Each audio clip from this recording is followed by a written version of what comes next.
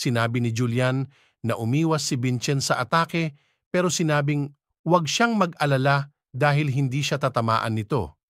Biglang sumulpot ang escort at pinigilan ang pag-atake ni Revan at sinabing hindi niya pwedeng labanan ngayon si Vincent dahil pag nasugatan niya ito ay magkakaroon siya ng rason para umiwas sa laban. Galit na galit si Revan na sinabing magkita na lang sila sa Assembly of True Swords. Nagtataka si Julian kung bakit kailangan gawin ni Vincent yon dahil kung hindi pinigilan ng escort niya si Revan ay mapapahamak siya. Sagot naman niya ay dinisiplina lang niya ang bastos na bata. Hindi makapaniwala si Julian dahil napunta siya sa isang matanda dahil ang kanyang plano ay mag-summon ng isang malakas na Spirit King. Nagsorry lang sa kanya ang bida. Habang nagbabasa ay may nakita na nakaipit na picture ni Julian sa libro. Dali-dali naman niya itong hinablot at sinabi na mag-focus lang siya sa mga importanteng bagay katulad ng blessings and traits. Hindi alam ni Vincent ang traits kaya pinaliwanag ni Julian na ang ito ay artificially made sa lakas na nanggagaling sa blessings. Sa madaling salita, blessing na gawa ng tao. Nagulat dito si Vincent dahil sinabi niya na pambabastos ito sa mga gods at hindi pwedeng gumawa ang tao ng blessings. Sinabi ni Julian na okay lang ito dahil wala pa namang namamatay sa divine punishment. Tinanong ni Vincent kung ano ang trait ni Revan na Man of Steel. Pinaliwanag niya na maraming blessings ang nanggagaling sa Dwarf King pero ang Man of Steel ay ang pisikal na pagtigas ng katawan. Sinabi niya na sa pag-iensayo ng lubos sa isang trait ay magbubukas pa ito ng mas malakas na daanan at ito ay ang tinatawag na Tech Tree. Ang Man of Steel ay isang medium-level trait na ang depensa at opensa ang spesyalidad. Ito ay paraan para lumakas ng mabilis. Naisip ng bida na ang ginawa ni Devan na paghati ng dami ay hindi normal kahit na sa kanyang panahon kaya kailangan niya itong matutunan. Nag-iensayo mag-isa si Vincent at kitang pinagtatawanan siya ng mga nandun dahil pagod na siya agad pagkatapos pa lang ng 3 hampas at kaliwete pa siya, na hindi marunong gumamit ng imagery. Dumating naman ang Vice Commander ng White Sword na si Merlin at sinabihang wag nilang pagsalitaan ng masama si Vincent dahil wala namang nakakatawa sa pag-iensayo ng isang adenka ng martial arts. Humingi ng tawad ang mga ito at nagmadali ng umalis. Pag tinignan ng ating bida, ay tatawagin talaga itong kahihiyan ng adenka dahil sa barabarang pag-iensayo ng walang mana o kaya trait. Niyaya naman ni Julian si Vincent na mag-ensayo na lang sa gubat dahil nahihiya ito kasi pinagbubulungan sila ng lahat ng nandoon. Hindi lang niya alam na sanay ang ating bida sa pagmamaliit ng iba dahil kagaya ng dati ay wala namang umasa na matatalo niya si Kajin. Pero nagawa niya ito at gagawin din niya yon sa katawan ni Vincent ngayon. Binigyan siya ni Merlin ng Advanced Recovery Potion para mapadali ang kanyang training. Nagulat si Vincent dahil hindi siya tinatawanan ng lalaki at sinabi naman nito na ang mga taong tumatawa sa nagsisikap mag-ensayo ang mga dapat tawanan. Pinabalik na ni Vincent si Merlin sa kanyang pagpapatrol at sinabi ng bida na tatandaan niya ang kanyang pangalan. Walang tigil na nag-ensayo at nag-aral si Vincent araw-araw at unti-unti na niyang nakikita ang dati niyang abilidad nung siya pa si Daven. Ang Path to Kill Kajin, laking tuwa niya nang nagawa na din niya ito sa wakas at naputol na din ang dumi sa gitna at sinabing kumpleto na ang kanyang swordsmanship. Makikita natin si Wilson na naiinis na nagdadala ng pagkain kay Vincent at naisip nito na may gawing hindi maganda. Binuksan niya ang lalagyanan at nakita na kinain na nito ang pagkain. Tiningnan siya ng masama ng ating bida at sinabing pagbibigyan niya ito sa ngayon pero wag siyang aabuso. Kinakabahang nakangiti na sinabi ni Wilson na siya ay isang gangster at marami na siyang napatay kaya hindi siya natatakot dito. Biglang gumamit ng mana si Vincent at kinausap si Wilson. gamit ang telepathy at nagulat ito ng sobra dahil hindi niya alam na kaya pala itong gawin ng kanyang amo. Lumabas na ng kwarto si Wilson at napansin ang kaastigan ng bida. Pinapakita na nasa training grounds si Merlin at napansin niyang maagang nag-ensayo si Vincent. Laking gulat niya nang makita niya ang dummy na hati sa gitna at nagtaka siya dahil ang alam niya ay wooden sword lang ang gamit ni Vincent. Napatanong siya kung anong martial arts kaya ang pinag-aaralan ng bida para magawa niya yon ng napakabilis. Makalipas ang ilang araw ay makikita na nagbibihis ni Vincent at pabiro namang sinabi ni Julian na parang biglang bumait si Wilson. Napansin ng bida na hindi maganda ang pagkakagawa ng mga damit niya at pati ang pagkain ay hindi maganda ang kwalidad. Tinanong ni Julian kung ano ang ibig sabihin noon at sinabi ni Vincent na may nagnanakaw ng pera sa nilang pamilya at sa palagay niya ay mataas ang katungulan nito. Pinapakita na nag-ensayo si Revan sa kanyang kwarto at naalala niya ang naging alitan nila ni Vincent at uminit bigla ang ulo. Pumasok ang kanyang tatay sa kanyang kwarto at sinabing malapit na ang Assembly of True Sword. Kung gusto nilang gumanda ang buhay nila at hindi na maapi ng main family ay kailangan niyang talunin si Vincent. Napansin ni Revan na habang lumalapit ang araw ng Assembly of Swords ay lalong hindi mapakali ang kanyang tatay. Inisip din niya na pag natalo niya si Vincent ay makakabalik na sila ng pamilya niya sa dali nilang kalagayan. Gumawa si Julian ng libro na naglalaman ng mga pangalan, teknik at pati na ang mga habits ng mga kasali sa assembly. Ang plano sana ni Julian bago dumating si Vincent ay magpapakitang gilas dapat siya sa Assembly of True Swords gamit ang lakas ng Spirit King para makuha ang Spirit Stone. Sabay na pinapalakas nito ang mana at ang katawan ng kakain nito. Naisip ni Vincent na sa ginawang paghahanda ni Julian at sa ekspresyon niya ngayon ay gusto talaga niyang manalo sa assembly at nakakahiya din daw kung matatalo siya kahit na nasa kanya na ang lahat ng impormasyon. Sinabi ng bida kay Julian na kahit hindi siya ang Spirit King na kanyang inaasahan ay bibigyan niya ito ng mas engrandeng pagkapanalo kesa sa kahit anong Spirit King. Pinatunog ni Vincent ang bell at tinawag nito si Wilson dahil may kailangan siyang ipagawa dito.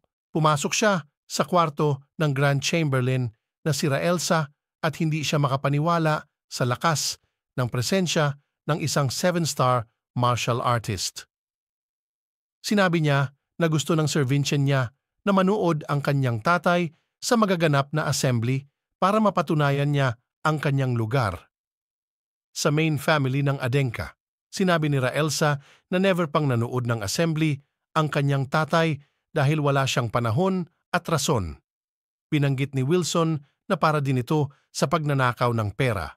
Nagulat ang Grand Chamberlain at pinalabas na lang agad si Wilson. Inisip nito na mas maganda kung si Vincent mismo ang nagbanta sa kanya, pero inutusan niya si Wilson para ipakita ang kanyang otoridad. Tinanong niya kung naintindihan na kaya ng bida ang kanyang intensyon. Pumunta si Raelsa sa head ng pamilya at sinabi na gusto ni Vincent na manood siya sa Assembly of True Swords. Hindi na sana ang patriarch pero sinabi ni Raelsa na ito ay para patunayan ni Vincent ang kanyang sarili bilang parte ng main family ng Adenka. Tinanong ng patriarch si Raelsa kung sa tingin ba niya ay sapat na ang lakas ni Vincent para banggitin ang karapatan sa kanilang angkan. Sumagot naman siya ng hindi at kaya nga pinangako ni Vincent na ipapakita niya sa head ng pamilya ang kanyang halaga sa pagkakataong yon. Nagmakaawa si Raelsa sa patriarch na manood sa assembly at sinabing kung hindi mapatunayan ni Vincent ang kanyang sarili ay kapalit nito ang kanyang ulo. Hindi maintindihan ng head kung bakit ito ginagawa ni Raelsa pero nung sinabi niya na ginamit ni Vincent ang kanyang kahinaan at alam na ng head na tungkol ito sa pagnakaw ng pera ni Raelsa. Ginawa niya yon para sa kapakanan ni Vincent at gagamitin ito para sa kinabukasan niya. Wala nang nagawa ang head at tumayo na lang at sinabing pupunta siya sa assembly. Sa araw ng Assembly of True Swords, makikita ang mga kalahok na naglalakad papunta sa stage. Napansin ni Revan na nadon at nanunood ang head ng pamilya, ang patriarch na si Khan Adenka.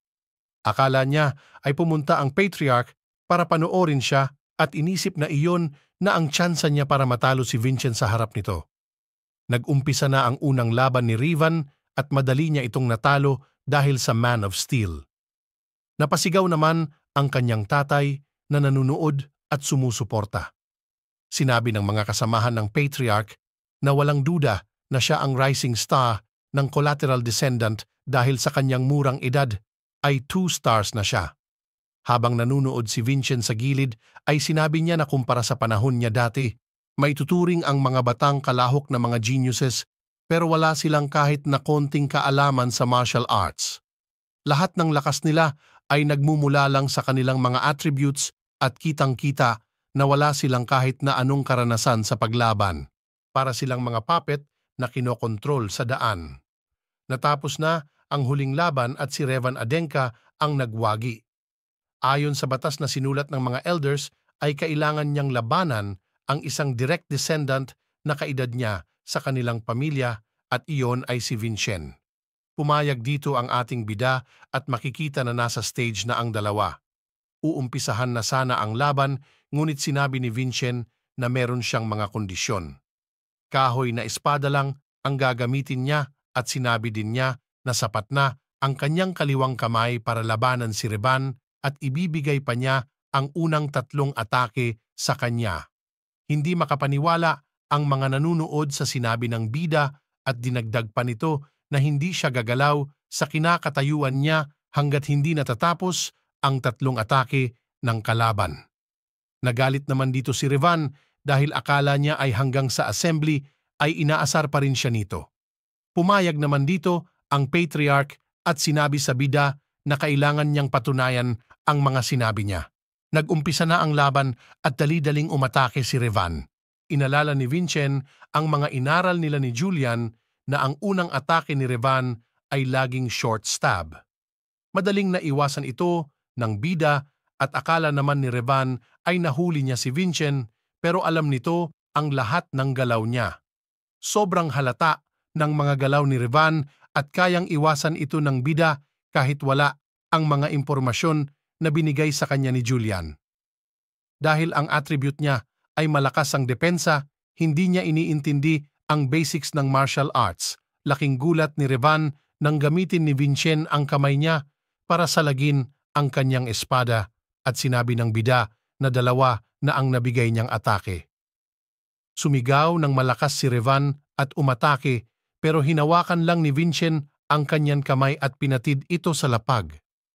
Sinabi niya na tinupad na niya ang kanyang mga kondisyon at siya naman ang aatake.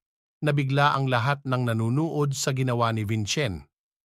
Sumigaw naman ang tatay ni Revan at sinabing bakit siya nahihirapan kalaban ang walang mana. Habang tumatayo ay sinabi ni Revan na kaya siguro siya lumakas ay nakakuha siya ng trait na bigay na isang maliit na minor god na ikinakahiya niyang sabihin at ipakilala sa lahat. Hindi na apektuhan si Vincent sa sinabi ni Revan at sinabing tatapusin na niya siya doon. Aatake na si Revan at sinabi ni Julian na delikadong salagin yun at umiwas siya sa bandang kaliwa. Nakakuha ng tiyempo ang ating bida at inatake nito ang leeg ni Revan. Wala siyang naramdaman na sakit at sinabi ng kanyang tatay na hindi tatablan ng wooden sword ang kanyang Man of Steel na trait. Dahil sa mahina niyang katawan ay hindi pa siya pwedeng gumamit ng malalakas na teknik. Pero dahil alam ni Revan na hindi siya kayang saktan ni Vincent ay aatake ulit siya ng ganon. Ginamit niya ang puwersa ng atake ni Revan para mapalipad siya sa ere at sinabi niya sa namamahala ng laban na si Jaron na gawin niya lahat ng makakaya niya para maiwasan ang trahedya. Meron lang siyang isang tsansa dahil pag ginamit niya ang skill na yon ay bibigay na ang kanyang katawan. Kailangan nang tapusin ng bida ang laban habang nasa ere pa si Revan.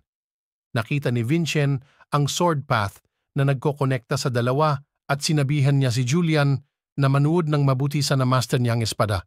Pinagkonektan niya ang mga linya at naputol ang kamay ni Revan dahil sa atake ng bida.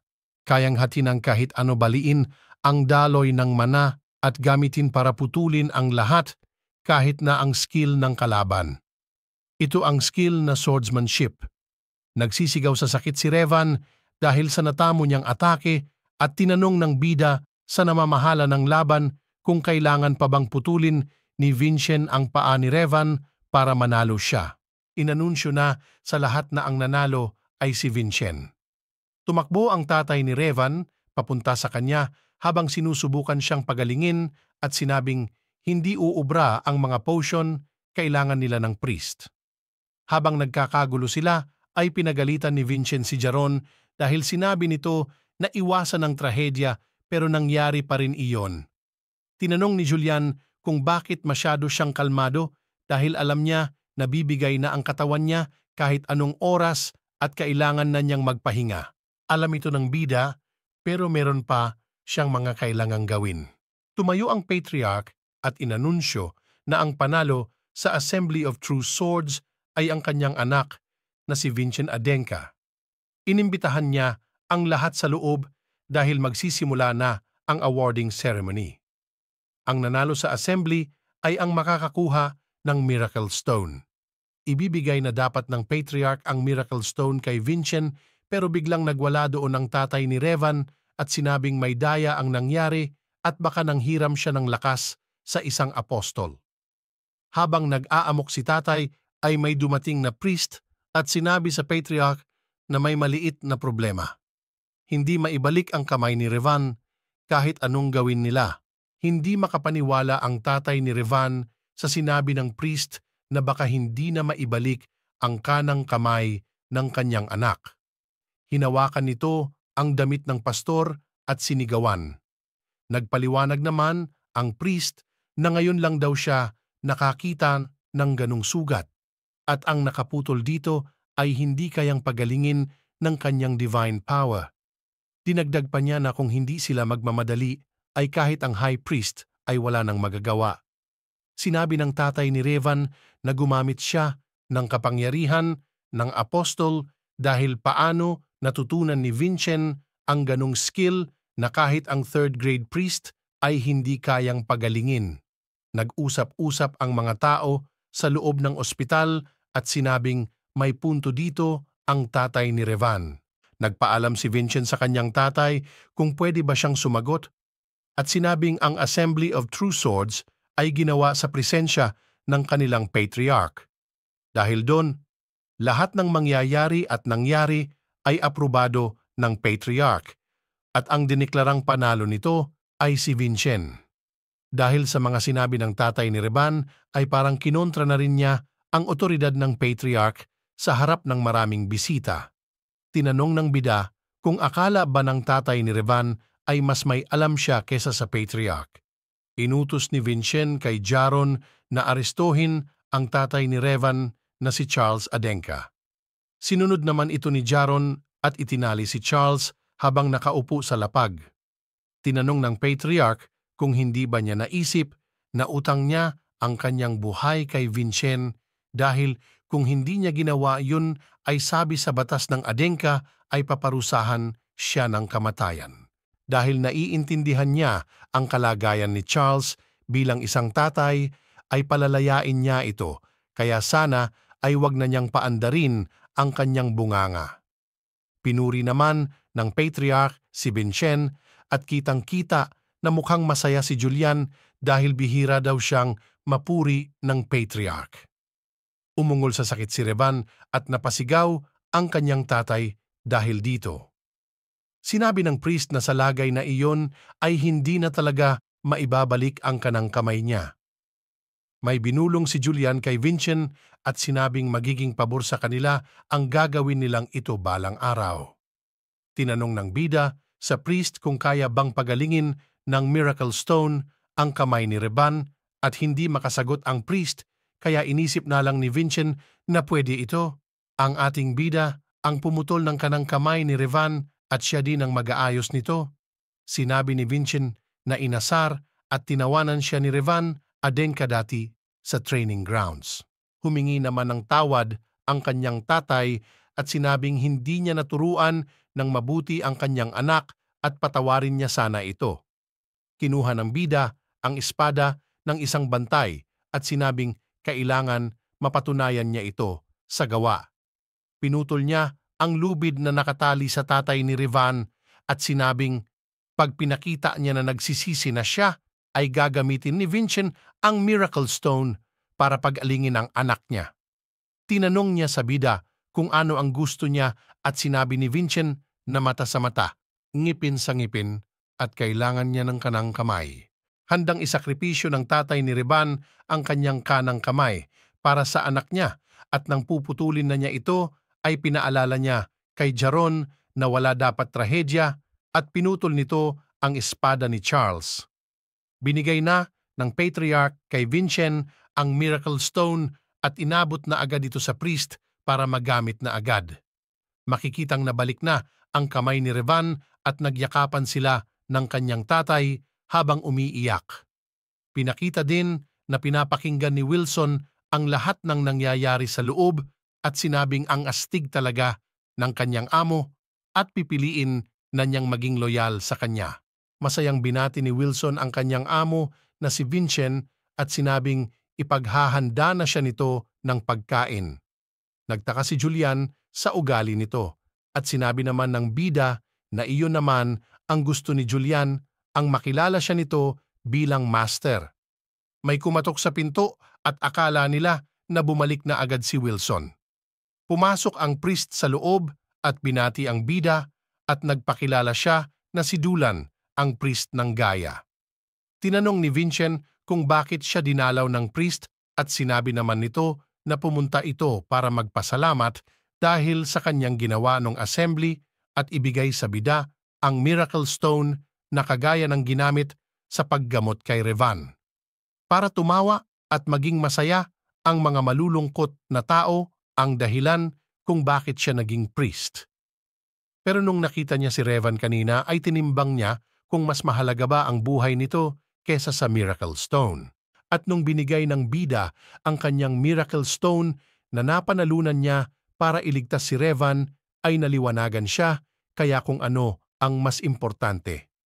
Tinanggap ito ng bida bilang respeto at binigyan pa siya ng priest ng isang card at sinabing kung kinakailangan niya ng tulong ng temple ay ipakita lang niya iyon.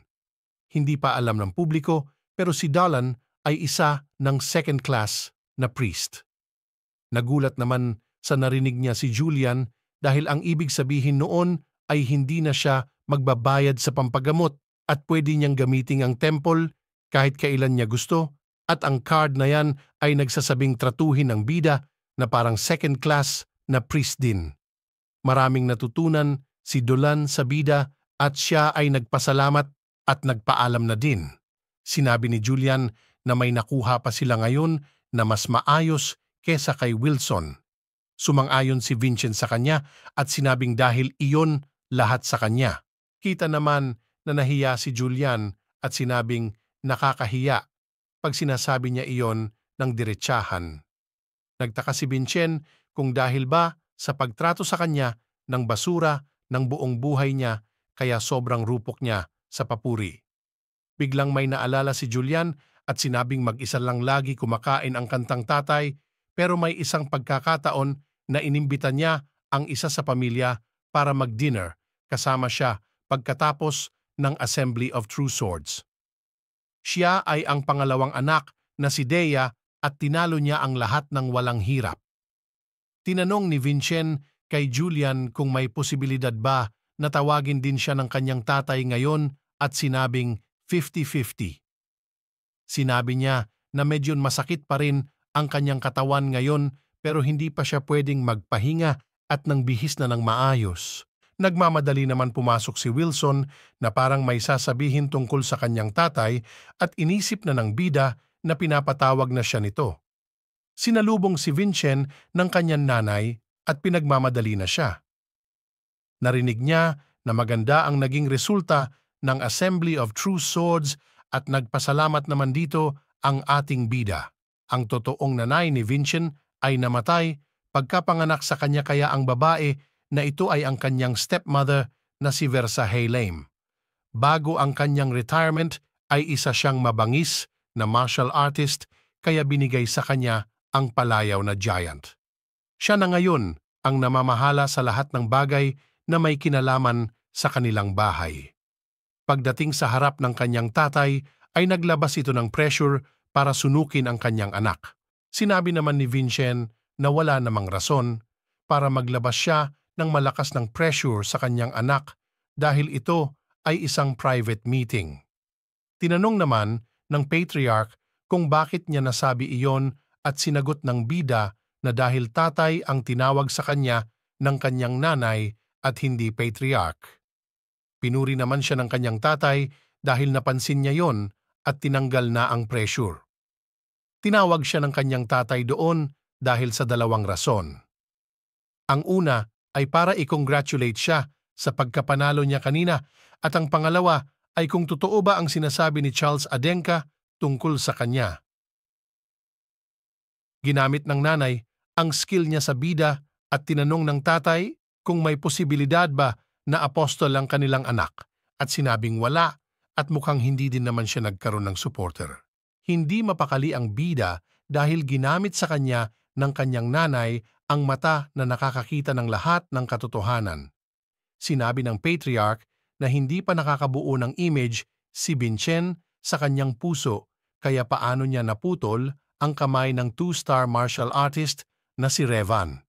Sinabi ng kanyang nanay na kaparehas ito ng swordsmanship ng Hero King na si Kajin.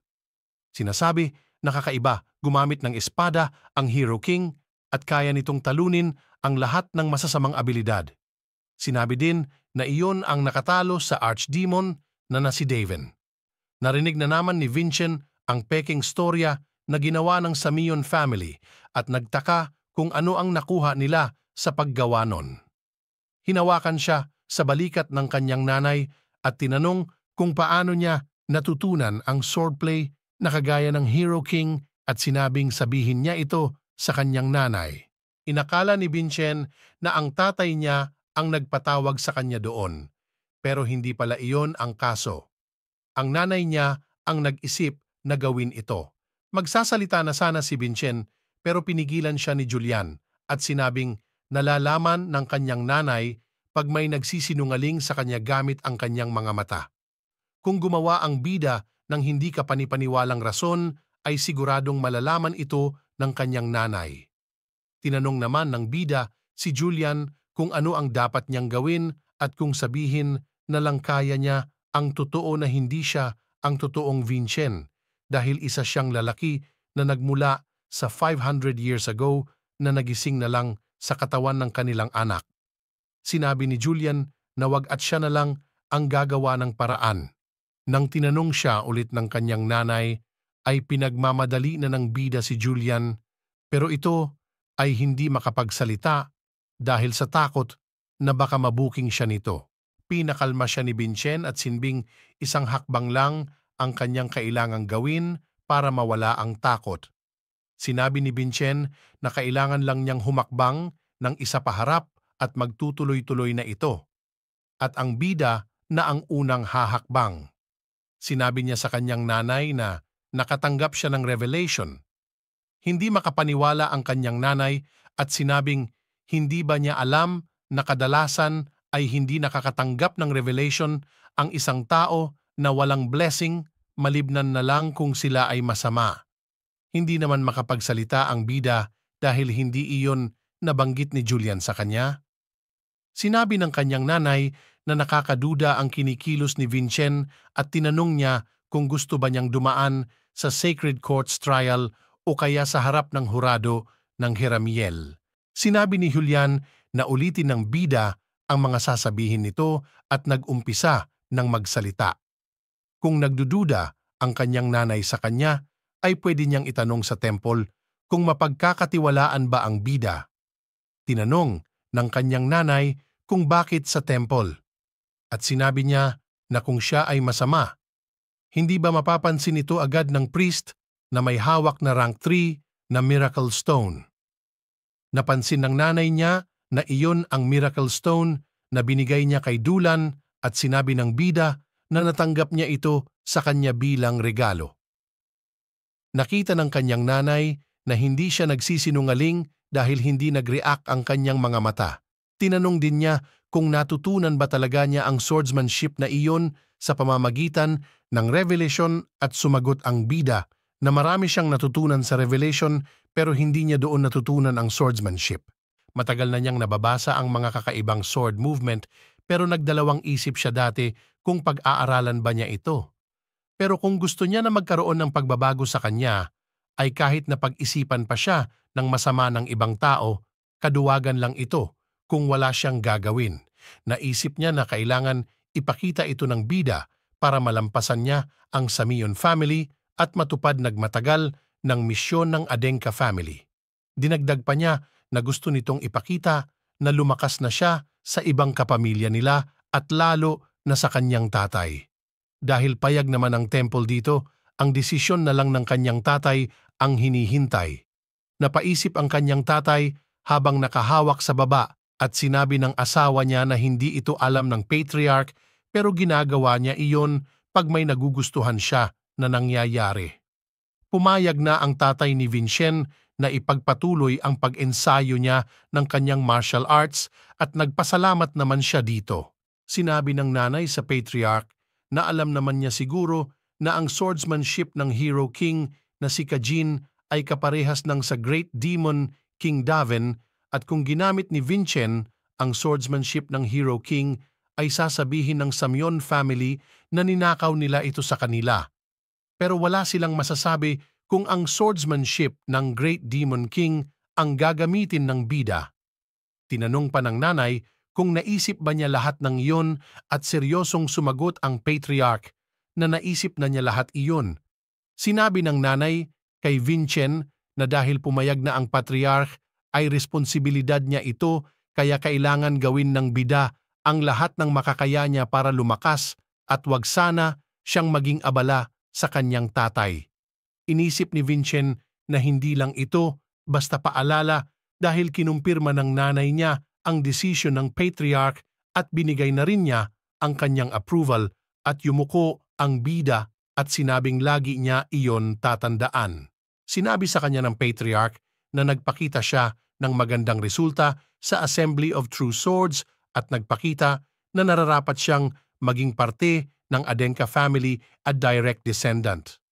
Kaya dahil doon ay bibigyan siya ng kanyang tatay ng pabuya at tinanong kung ano ang kanyang gusto. Sinabi ng bida na gusto niyang lumakas.